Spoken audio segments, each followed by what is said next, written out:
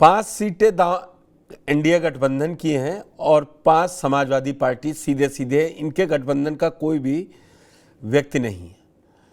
और जो अभी तक बातचीत, चुनाव की तारीख नहीं डिक्लेयर हुई है, लेकिन जो बातचीत हुई है, जो दावे चल रहे हैं, खैर सीट रालोद आपसे मांग रही है और मीरापुर उसकी है ही।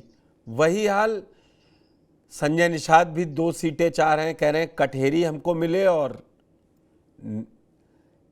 जो उनकी मझुआ सीट है वो है ही।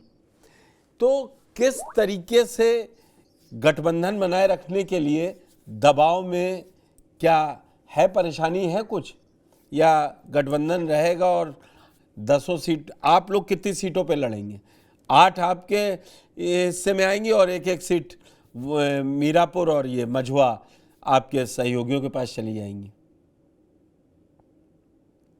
देखिए पुष्कर जी, तैयारी भारतीय जनता पार्टी सभी 10 सीटों पर कर रही है और 10 सीट पर भारतीय जनता पार्टी चुनाव लड़ेगी। चाहे वो किसी के खाते में गठबंधन में सीटें जाए, तब भी भारतीय जनता पार्टी के कार्यकर्ता पूरे परिश्रम के साथ चुनाव लड़ेंगे, और अगर गठबंधन में सीटें नहीं जाती हैं तब भी पूरे कार्यकर्ता परिश्रम से चुनाव लड़ेंगे।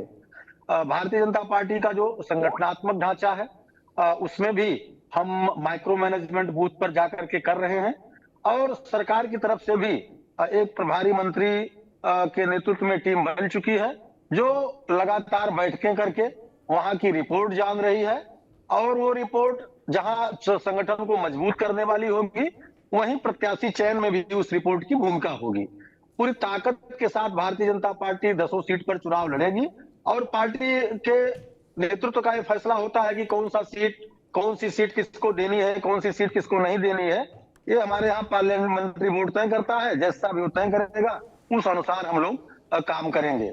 जहां तक चुनाव में जीत हार की बात है, तो हम लोग जब ग्राउंड पर अब जा रहे हैं तो लोग कह रहे हैं कि हमसे धोखा हो गया, हम लोगों के साथ विश्वासघात किया गया, एक भ्रम फैला करके हम लोगों का वोट प्राप्त कर लिया गया, और अब हम लोग किसी बहकावे में आने वाले नहीं हैं, और लकड़ी की जो हाड़ी है वो एक बार चढ़ती है, बार बार चढ़ती नहीं।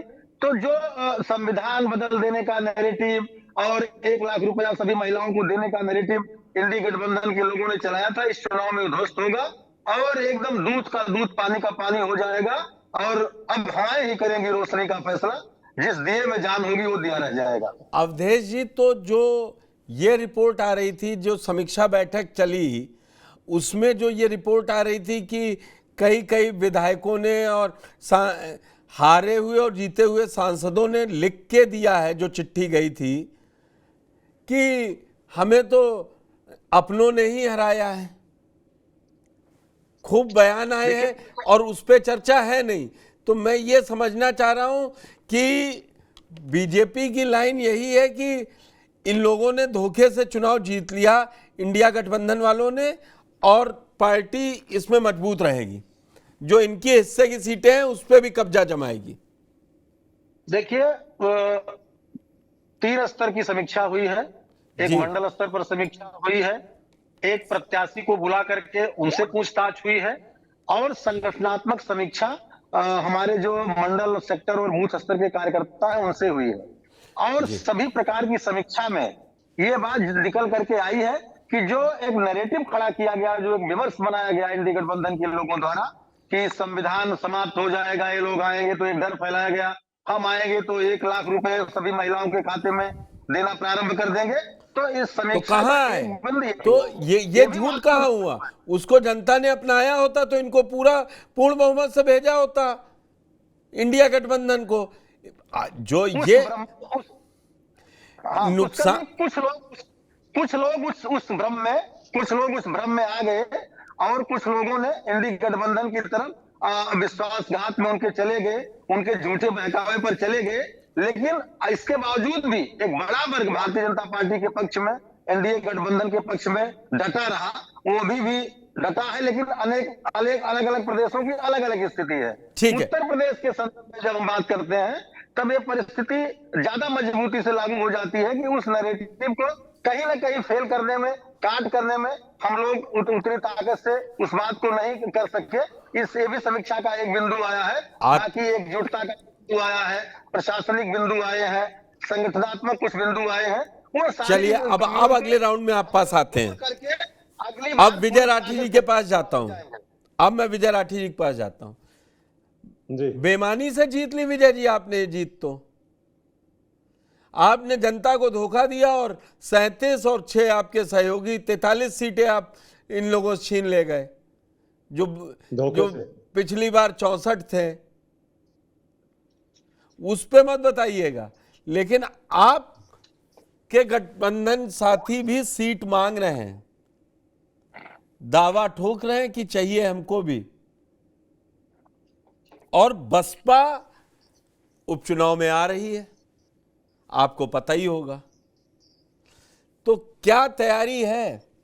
केवल चाचा शिवपाल संगठन को बहुत अच्छी तरीके से जानते हैं, उनको ये कमान सौंप के जीत की पटकथा दोहरा लेंगे आप? नहीं देखिए पुष्कर जी, ऐसी बात नहीं है। आवाज आ रही है आपको मेरी? बिल्कुल बिल्कुल बिल्कुल। देखिए ऐसी बात नहीं है, तैयारी चल रही है। और मैं देखिए ये नहीं कहता कि सिर्फ तैयारी हमारी चल रही है। कभी कभी राजनीति में जैसे भारतीय जनता पार्टी के लोग हैं तो कभी सच नहीं बोलते, लेकिन कभी सच भी बोल देना चाहिए।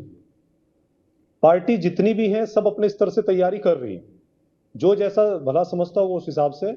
लेकिन मेन बात यह है कि जनता क्या सोच रही है। तैयारी हम अभी इन्होंने बताया, भारतीय जनता पार्टी के मित्र हैं कि तैयारी चल रही है। अभी हम लोग कहेंगे हमारी भी तैयारी चल रही है। बीएसपी से आप कभी पूछोगे, आजाद समाज पार्टी से पूछोगे, वो भी बोल रहे हैं तैयारी चल रही है। तो तैयारी सबकी चल रही है। लेकिन सवाल यह है कि जनता किसके साथ है और जनता किस पे वोट करेगी।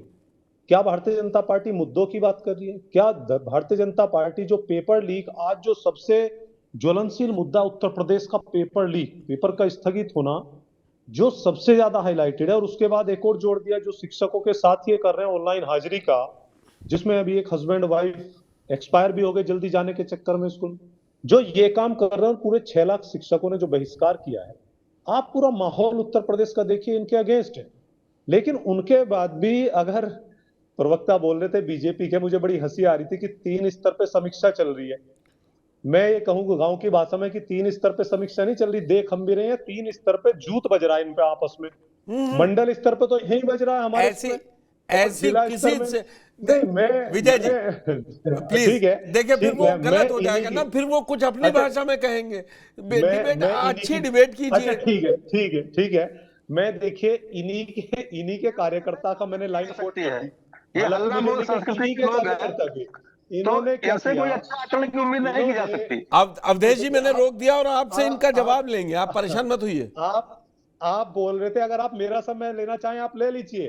मैं जानता हूं आप लोग बोलने को आजकल बहुत आतुर हैं और बहुत बीपी हाई भी कर रहे हैं। समय चाहिए मैं समय दे दूंगा, बोलिए, हम आराम से सुनेंगे। अरे समय हम दे रहे हैं विजय जी। ऐसा नहीं है, लेकिन मैं फिर भी ऐसा आपको एक नहीं चीज है। बता दूं। कोई जीरो आज पाने वाला जनता बच्चा क्या 10 है, नंबर पाता है, बहुत खुश हो जाता है। अब बोल लूं। इन्होंने कहा कि जनता को इन्होंने बहका लिया। मतलब ये जनता को बेवकूफ समझते हैं कि एक तरफ इन्हीं के विधायक सांसद बोल रहे हैं संविधान बदल देंगे, 400 पार कर दो।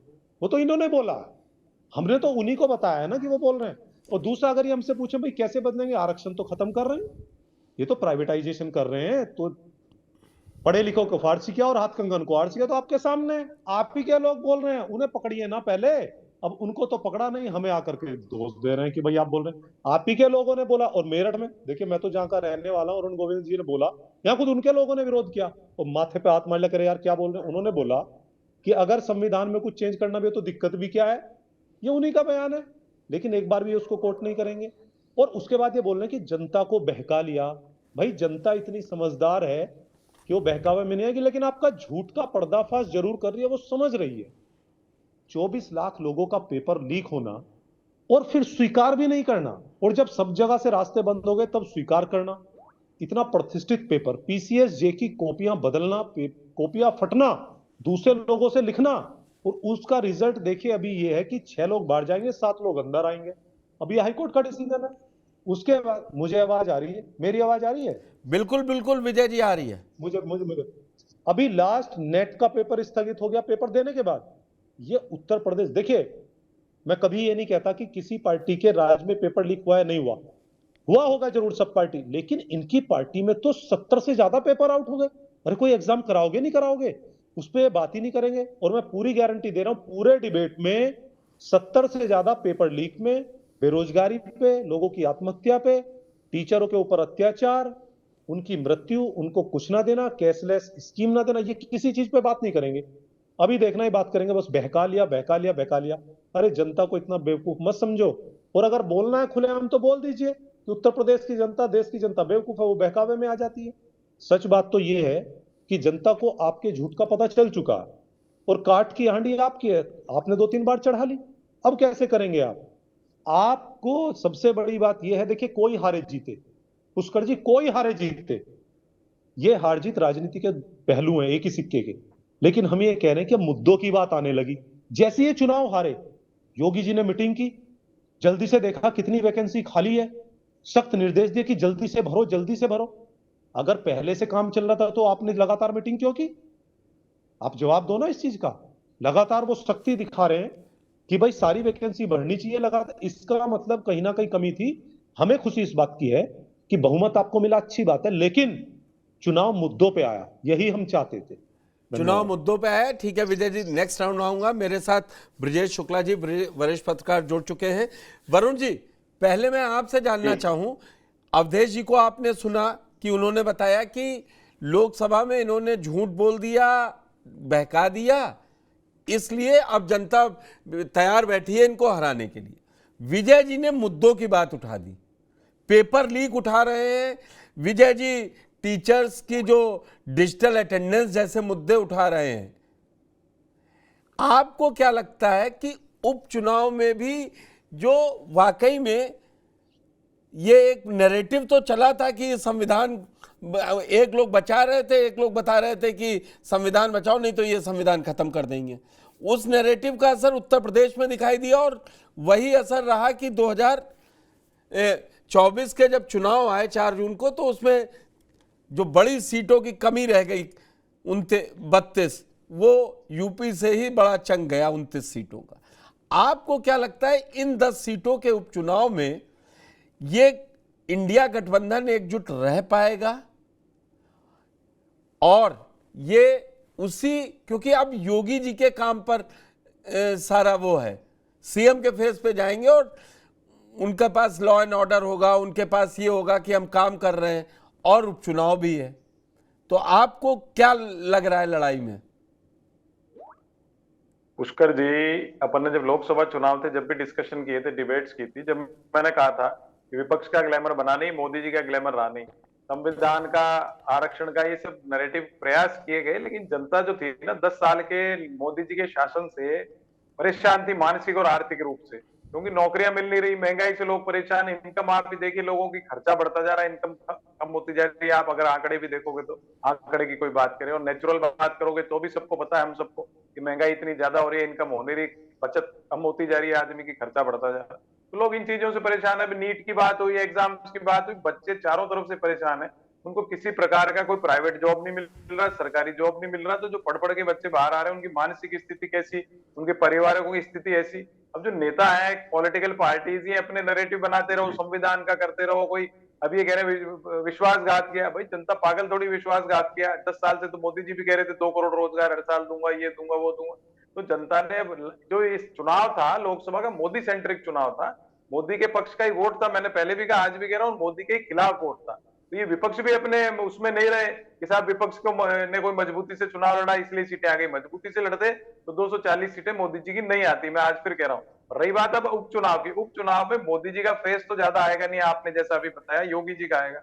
अब योगी जी ने क्या काम किया क्या नहीं किया, जनता उसको एनालाइज करेगी। दूसरा, इस उपचुनाव में जो है ये विपक्ष जो है मजबूती से लड़ पाएगा कि नहीं, टिकट इनको अगर परिवार के रूप से देंगे या जमीनी जुड़ाव के आदमी को देंगे, जमीनी जुड़ाव के आदमी को जो टिकट देगा वो जीतेगा मेरे हिसाब से तो। और दूसरा, अयोध्या के जो मिल्कीपुर का चुनाव है, अभी राहुल जी हैं, विपक्ष ने, सबने अयोध्या में हम जीत गए, अयोध्या में हमने हरा दिया बीजेपी को, राम मंदिर आंदोलन का हरा दिया, जो नैरेटिव अब की क्रिएट करने की कोशिश कर रहे हैं। अगर वहां छोटी सी बात है, मिल्कीपुर अगर मान लीजिए विपक्ष हार जाता है तो फिर वो बीजेपी भी उस प्रचार को करने लग जाएगी। लेकिन कुल मिला के जो स्थिति है देश की, यूपी की नहीं पूरे देश के लोग जो है महंगाई से, बेरोजगारी से परेशान है।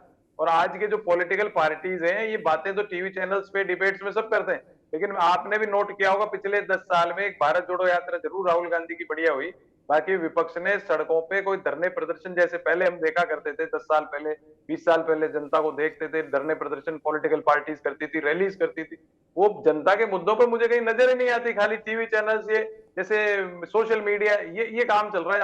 आप बताओ, आप तो सीनियर पत्रकार हो, आपने इतने कितने रैली धरने प्रदर्शन जनता के मुद्दों पर विपक्ष से देखे?